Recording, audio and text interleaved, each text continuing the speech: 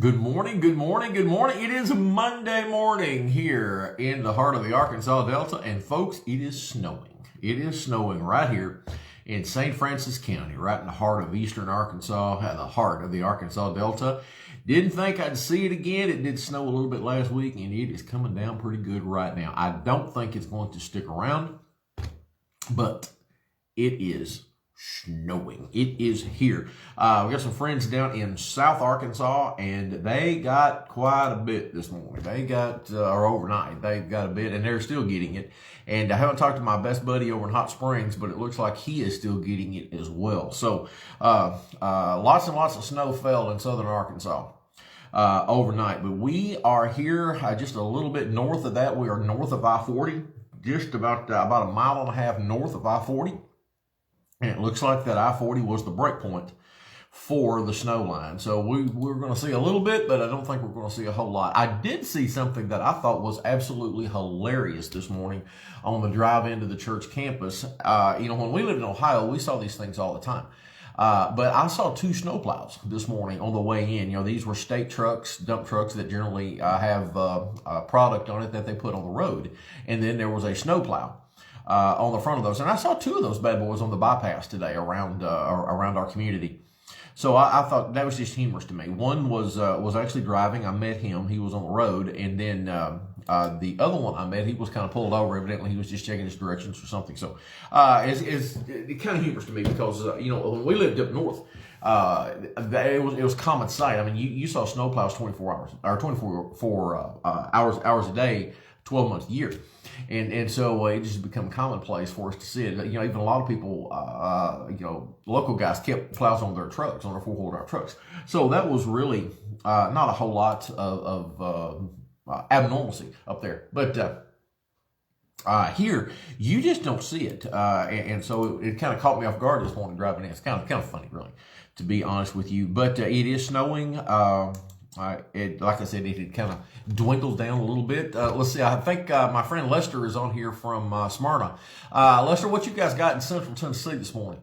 I would be curious to know if you guys got any snow. It's cold. I think the air temperature is like 25, 26, something like that, and then the wind chill like 20, 21. So it is cold. I mean, don't get me wrong. It is out there today. It is a brisk, cool Monday morning. It starts the work week. So when you get on, say howdy. Let me know who all is here. And hey, guys, you know the drill. Go ahead and hit that share button as we just kind of get ready to chit chat for this Monday morning. Lots going on. It's days like this makes the coffee even better. So we're thankful for that. We're thankful to get a good cup of coffee and to get on in. Hey, if you are staying with us on our daily reading plan for the new year for January, today is the 11th, and so today's reading, if you do not have your list, excuse me, it is Ezekiel 11:19. Ezekiel 11:19 is our daily verse for new beginnings in January. So that's kind of where we are. Lester says it's 30 degrees and snowing hard. Oh my goodness! Oh my goodness! Well, Lord willing, it won't accumulate. Although if you've got temperatures in the 30s like that, in the low 30s. Yeah, you got a good chance. You may actually get some of that to stick.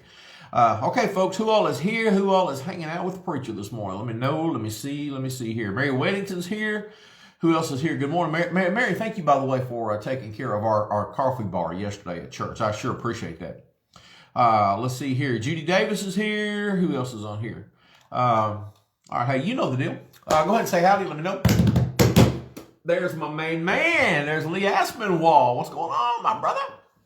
Hey, Lee, you got snow in J-Town this morning? It's snowing pretty good here in Forest City. So hopefully you will not see a lick of that stuff. Though, Lee, I was just sharing, doggone, snow plows in St. Francis County. Two of them. One's an anomaly, and then you get two. You're like, what? Hey, there's our friends down in Mariana. Good morning, Tommy and Arlene. Good morning. Glad you guys are here. Hey, y'all know the drill. Remember, hit the share button. That's the deal. Got to get it in, get it on, so we can get this stuff out there, get it all out there. What? Let me see here. Okay, new beginnings. What did I say? Ezekiel 11:19. That is where our daily Bible reading is taking us. We're going back to Ruth this morning. Snowing in Southtown, but none up here. I got you. I understand that. We have got some powerful stuff that has been going on with the Book of Ruth. And when we left off on Friday, we left off on verse 13 in chapter 3. And so hopefully you did read that text on Saturday and Sunday, and then get in here today. But what I want to do is I want to go back and I want to just read the text that we had on Saturday and Sunday and even this morning, so that we can kind of get a big picture here. Because this is just such a beautiful story, and I don't want us to miss any of this. Okay, Miss Danny says she's getting ready for the soup kitchen. Boom shakalaka, boom shakalaka. Hey, good job down there. Good luck today as you are feeding some of the folks. Pam, good morning. Larry just left to go get an infusion. Okay, we definitely pray for him. Lindsay has 100. Oh my Lord, Pam. Pam, what are we going to have to do out there, y'all? Pam, y'all's family is just, oh man, it's like you're putting a washing machine. It's just going around and around. I know you guys have got to be wore out from this. And we are praying hard so much that you guys will get over that. I've not heard from Sandy this morning. I know it was good news that I shared yesterday about Jack, so hopefully that good news has kept on. I know that she has kept me so well informed as to what's going on, and I am so blessed for that way we can pray accordingly, pray specifically, and as soon as I get any information, I will share that along with you. For those of you who did not know, Billy Marie was exposed last week, and so that's why they were not in church yesterday. And hopefully her self-quarantine will be over, in a couple of days. Let's see, it's snowing teeny flakes here. Yeah, it had really gotten down. I know when Gloria came in a little while ago, it was snowing pretty good. I was laughing at her. Of course, y'all know she freezes to death. And I was kind of making fun of her, but and I got outside and looked at it, and then I went back out just before we came online, and it had really kind of dwindled down. One of my daughter's having surgery again today to have the lead replaced on her pacemaker. Okay, all right, good. We definitely want to pray for that, Lester. Thank you for sharing. We definitely want to pray for your daughter. Thank you so much for that. Okay. Hey, anything else going on, folks, that I need to know about? Let me just kind of go ahead and give you a real quick update as to what our week is going to look like. We are not going to be having Zoom tomorrow night. Obviously, Brother Larry is sick. We do not want to put a burden on him. And so no Zoom tomorrow night. And Miss Pat, on her Thursday morning Bible study, will be resuming in February. So Miss Pat comes back in February, Lord willing. So that is our plan. So you guys are stuck with me all week long here in the mornings for our coffee chat time. And then Wednesday night at 6:30, we are headed back into Galatians. Definitely looking forward to that. Boots on the ground faith. Good stuff.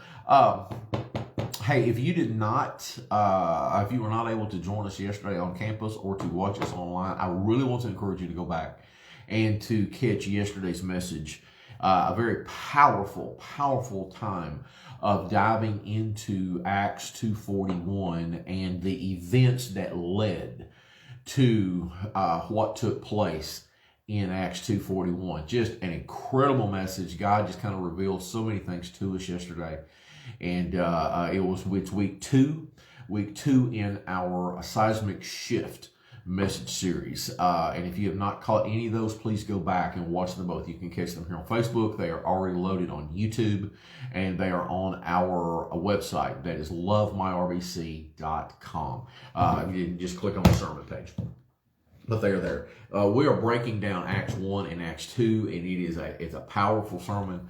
But yesterday we went extremely deep looking at those events, the trigger points, if you will, that led to the epicenter of that groundbreaking event, which was the birth of the church. So go back and check that out. And just let us know exactly what else going on. All right, guys, when you get on, say hello, hit that share button, and all that good stuff. And we're going to head over to the Book of Ruth. So if you got your Bibles, go ahead and turn it over there. We're going to be in Ruth chapter 3, and we're going to pick up at verse 14. Oh, that coffee is amazing this morning. Woo, it's good. It's good. All right. When we left off on Friday, if you remember, Ruth had came in She had the conversation with her mother-in-law about what to do in next steps in a possible relationship and making herself available to Boaz. And she had gone down to the threshing floor where Boaz had been working, and he was asleep. And she snuck in and literally laid at his feet to keep him warm. And then he had woke up and acknowledged the fact that was going on. He told her to go ahead and stay the night. He covered her up as a symbol of protection there at night. But you got to remember, he's sleeping this way, she's sleeping this way. There's nothing immoral. There's nothing adulterous going on. Okay, this is all on the up and up. This is proper protocol, if you will. This is tradition that is taking place. And so when we pick up at verse 14, the morning has come, and she is going to get up and to move forward. And so what we're going to go on is going to be is the storyline as to what took place next. Let's see. Hey, good morning, Gary. Praying for Mr. Merle. He lost a dear friend. Oh, I'm so sorry. We will pray for Brother Merle. Thank you so much. We do definitely want to remember Mr. Merle in our prayers. Thank you for sharing. We appreciate that. Any other prayer requests, guys, make sure that you post them here so that we can have it. So go ahead and get your Bibles, turn over to chapter 3 in the book of Ruth, and we're going to pick up at verse 14, and we're going to continue the story. All right, here we go. So she lay at his feet until morning, and then she rose before one could recognize her. So in other words, everybody's out, okay? Everybody's still sleeping, so she gets up early. In other words, not to embarrass him, not to embarrass her. And then he said, do not let it be known that the woman came to the threshing floor. So the people that worked for him that were already up, he let it be plain. He said, not a word. You can't say anything, okay? And he said, bring the shawl, okay? Bring the shawl. This is like a cloak, okay? This is something to keep her warm, all right? Bring the shawl that is on you and hold it. And when she held it, he measured 6 ephahs of barley and he laid it on her. And then she went into the city. So what he's doing is he's taking the shawl that normally wraps up in, and they place this load of barley that she's going to take back to Naomi. Okay. All right, here we go. Bring the shawl that is on you and hold it. And when she held it, he measured 6 ephahs of barley and he laid it on her. Then she went to the city. When she came to her mother-in-law, she said, is that you, my daughter? And then she told her all that the man had done for her. And she said, these 6 ephahs of barley he gave me. For he said to me, do not go empty-handed to your mother-in-law. This is a protocol, okay? This is acknowledging. It's almost like a premarital contract, to be honest with you. Then she said, sit still, my daughter, until you know how the matter will turn out. For the man will not rest until he has concluded the matter this day. In other words, there's things going on, okay, that you just got to sit back and let the protocol work, okay? Now we get to chapter 4. And this is the actual chapter where, it is the last chapter of the book, obviously, to where he now is going to redeem her as his wife. We've already acknowledged he is the kinsman. Okay, he is a close relative. But we also understand that there was another man that was closer in relativity to Elimelech. Now, Elimelech was Naomi's husband who has passed away. We know that Naomi's sons have passed away, which was one of those was Ruth's husband. And so we have somebody between Elimelech and Boaz that is closer in relativity. And so now that we're going to see that conversation, because Boaz is going to go to him and let him know what's going on. And they're going to discuss the responsibility of redeeming this family. Okay, so verse 1, chapter 4.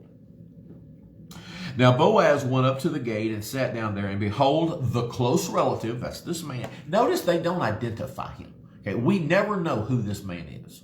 We will never, ever know. It's never documented in Scripture. The close relative of whom Boaz had spoken came by. And so Boaz said, come aside, friend, sit down here. And he came aside, and he sat down. And he took 10 men of the elders of the city and he said, sit down here. And so they sat down. In other words, there's got to be witnesses, okay? Then he said to the close relative, Naomi, who has come back from the country of Moab, sold the piece of land which belonged to our brother Amalek. Now, that's very possible with that wording that these are brothers, literally brothers, which means that if that is the case, okay, then there is a age gap between Elimelech and Boaz. There was a brother that was born closer to him than Boaz. Again, we don't know that it was a blood brother. We don't know that it was an acknowledgement of a family member. Okay, so I want to clarify that. We simply do not know. Which belonged to our brother Elimelech, verse 4. And I thought to inform you, in other words, I'm letting you know, saying, buy it back in the presence of the inhabitants and the elders of my people. If you will redeem it, but if you will not redeem it, then tell me that I may know, for there is no one but you to redeem it, and I am next after you. And he said, I will redeem it. Everything's fine. This closer relative is now going to do his duty. Verse 5. Now, we're talking about the piece of property that Naomi owned, which was Elimelech's. All right. Verse 5. Then Boaz said, on the day you buy the field from the hand of Naomi, you must also buy it from Ruth the Moabitess, the wife of the dead, to perpetuate or to raise up, if you will, the name of the dead through his inheritance. In other words, this is all that proper protocol. And Boaz was well versed in this. And the close relative said, I cannot redeem it for myself, lest I ruin my own inheritance. You redeem my right of redemption for yourself, for I cannot redeem it. In other words, this closer relative says, I can't do it because if I do, then I'm going to jeopardize my own inheritance. And then he tells Boaz, you go ahead and do it. Okay.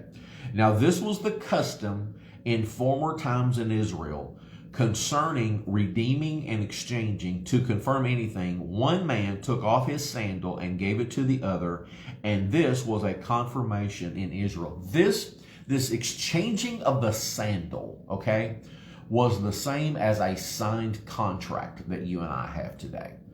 It was a man's word, that was the symbol, and that's exactly what that is. Nothing more, nothing less. That was the official signing of the documentation. Verse 8, therefore the close relative said to Boaz, buy it for yourself. And so he took off his sandal.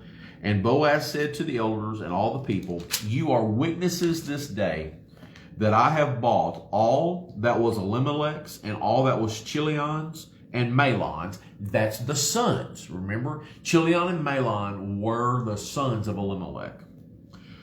Bought all that was theirs from the hand of Moab, from the hand of Naomi. Verse 10, moreover, Ruth, the Moabitess, the widow of Mahlon, I have acquired as my wife. Now, this is the redeeming part. He has redeemed her, okay, from this widowed state. It has continued on in that family bloodline.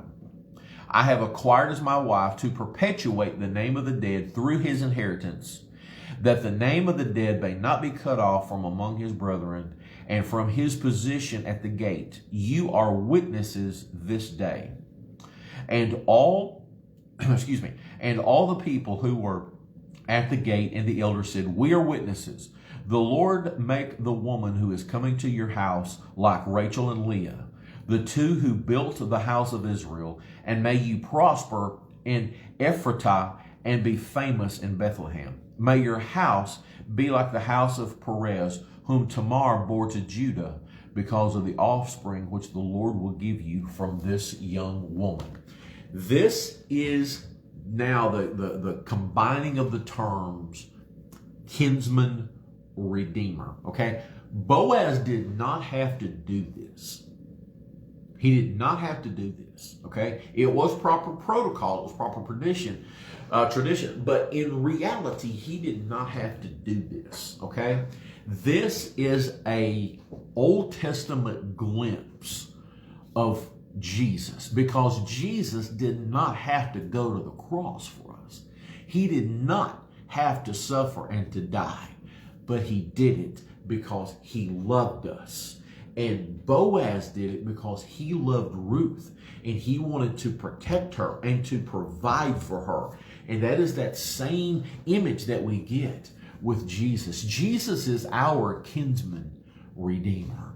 And we cannot ever forget that. Ruth is nothing but a pure love story snapshot of Jesus Christ and his relationship to the church. And we can never, ever, ever forget. It's a beautiful, beautiful story. We're going to wrap this thing up tomorrow, and then we are going to be joining on into the book of 1 Samuel. It's going to be our next story. It's just going to continue right on. It's going to be the next book in succession in the Old Testament. Folks, that is all I've got for this cold Monday. If you do get out, please be careful. Please dress appropriately. And if you do happen to get out, kind of walk around your driveway or your steps, it may be a little slick. So I want you to please be careful, take extra precautions, and do not hurt yourself. And always stay warm. Folks, if you need anything, you just call us here at the office, 633-1121. We'll be glad to help you and take care of you, whatever you guys need. And I will see you, Lord willing, first thing in the morning as we wrap up the Book of Ruth. That's all I've got for this cold Monday. I love you guys tons. We'll talk soon. Bye-bye.